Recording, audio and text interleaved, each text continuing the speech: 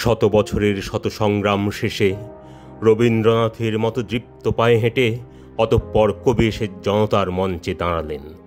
তখন পলকে দারুণ ঝলকে তরিতে উঠিল জল, হৃদয়ে লাগিল দোলা, জনসমুদ্রে জাগিল জোয়ার, সকল দুয়ার খোলা। কেরোথে তাহার বজ্রকণ্ঠ বাণী, গণসূর্যের মঞ্চ কাঁপিয়ে কবি শোনালেন তাঁর অমর কবিতা খানি।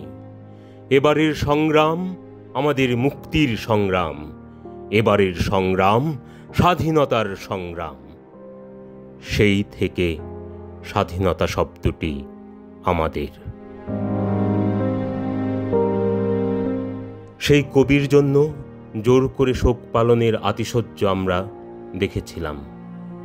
এবার দেখলাম ফরমান জারি করে মব সন্ত্রাস করে শোক পালনের অধিকার কেড়ে নিতে।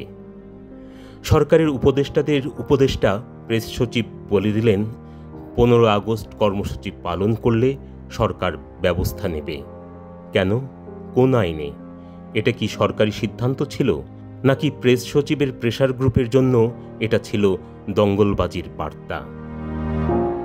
এরপর 14 আগস্ট বিকেল থেকেই ধানমন্ডি 32 নম্বরের আগুনে পোড়া বুলডোজারে ক্ষতবিক্ষত বাড়ির চারপাশ দখলে নিল দঙ্গলবাজরা। পুলিশ তৈরি করল কঠোর নিরাপত্তা বেষ্টনী। তবে তা দঙ্গলবাজদের ঠেকাতে নয়, বরং পুলিশি বেষ্টনীর মধ্যে তারা নির্বিঘ্নে চালিয়ে গেল ডিজে পার্টি আর গান বাজনা। 15 আগস্ট সকাল থেকেই মানুষের আনাগোনা বাড়ে। কেউ এসেছিলেন শুধু বাড়িটি দেখতে, কেউ বা বঙ্গবন্ধুকে ভালোবেসে একতোড়া ফুল রাখতে, অথবা হয়তো শুধুই দুফোঁটা চোখের জল ফেলতে।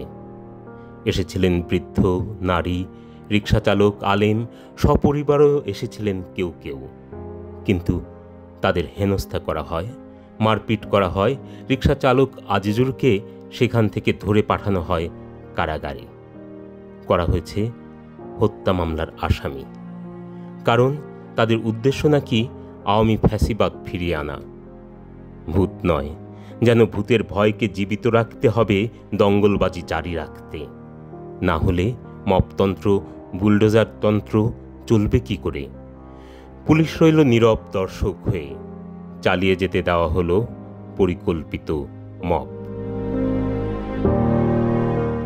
ওসি বললেন তিনি প্রেস সচিবের নির্দেশনা মেনে কাজ করেছেন। আমাদের যে প্রেস সচিব উনি কিছু ইনস্ট্রাকশন দিয়েছেন, এই ইনস্ট্রাকশন মোতাবেক আমরা কাজ করি। করিতকর্মা স্বরাষ্ট্রমন্ত্রী, যিনি মধ্যরাতে মিটিং করেন, খলিফা হারুনুর রশিদের মতো দিবারাত্রি চষে বেড়ান মাঠে প্রান্তরে, কাঁচা বাজার থেকে পুলিশের ক্যান্টিন, কিছুই বাদ যায় না যার তদারকি থেকে, তিনি রইলেন চুপ করে। এর মধ্যে মাইকে বাজল বঙ্গবন্ধুর খুনি ডালিমের ভাষণ। সামরিক বাহিনীর ক্ষমতা দখল করিয়াছে, শেখ মুজিব ও তার খুনি দুর্নীতিবাজ সরকারকে উৎখাত করা হইয়াছে। এখন থেকে সারা দেশে সামরিক আইন জারি করা হবে। চলল গান বাজনা, নৃত্য। ফ্যাসিবাদের ফিরে আসার আরেকটা চক্রান্ত রুখে দেওয়া গেল বলে তৃপ্তির ঢেকুর তুলল হয়তো সরকারের কেউ কেউ। কিন্তু সোশ্যাল মিডিয়া হয়ে গেল বঙ্গবন্ধুময়। শোক, শ্রদ্ধা আর ভালোবাসার নতুন ঢেউ উঠল 15 আগস্ট। প্রেস সচিবের হুঙ্কার ছাপিয়ে বরং বাংলাদেশের কানে বেজে আসলো বজ্রকণ্ঠের আওয়াজ, দাবায় রাখতে পারবা না। এরপর ধরা হলো সোশ্যাল মিডিয়ায় শোক জানানো ব্যক্তিদের, বিশেষ করে সাংস্কৃতিক অঙ্গনের ব্যক্তিদের কালচারাল ফ্যাসিস্ট আখ্যা দিয়ে পালন করা হলো ছবিতে জুতা নিক্ষেপের কর্মসূচি, যেন হাসিনা আমলের আচরণেরই পুনর্মঞ্চায়ন। মৃত মুজিবকে নিয়ে আমাদের অনেকেরই ভয়, কিন্তু নিজেরই অজান্তে আমরা অনেকেই তারই মতো তর্জনী উঁচিয়ে মুজিববাদের কবর দেওয়ার ডাক দেই। তাকে ফ্যাসিবাদের আইকন বলি, আবার তাকেই অনুকরণের চেষ্টা করি। মুজিবের তর্জনী হয়ে থাকে আমাদের প্রতিবাদের স্মারক। মুজিব বারবার মরেছে, 75-এ ঘাতকের হাতে সপরিবারে, তারপর নিজ কন্যার স্বৈরাচারের জাতাকলে তিলে তিলে। 75-এর পর মুজিব যেমন বেঁচে উঠেছিলেন আপন শক্তিতে, আবারও তিনি জেগে উঠবেন আপন মহিমায়।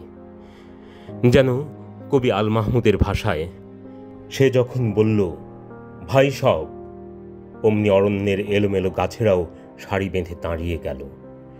সে যখন ডাকল ভাইরা আমার, ভেঙে যাওয়া পাখির ডাক নেমে এলো পৃথিবীর ডাঙায়।